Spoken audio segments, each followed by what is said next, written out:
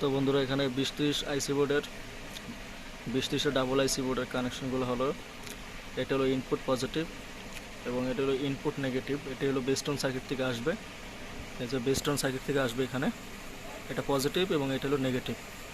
এবং এই দুটো হলো স্পিকার লাইন, এই যে এই দুটো হলো স্পিকার লাইন, একটি পজিটিভ এবং একটি নেগেটিভ, এবং এই দুইটা হলো শর্ট করে দিবেন।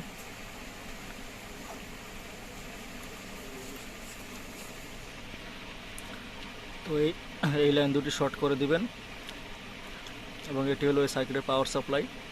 আপনার এখানে ডবল পাওয়ার সাপ্লাই দিতে হবে 3 তারের। এটি হলো নেগেটিভ, এটি হলো পজিটিভ এবং এটি হলো গ্রাউন্ড। এটি গ্রাউন্ড, এটি পজিটিভ এবং এটি হলো নেগেটিভ।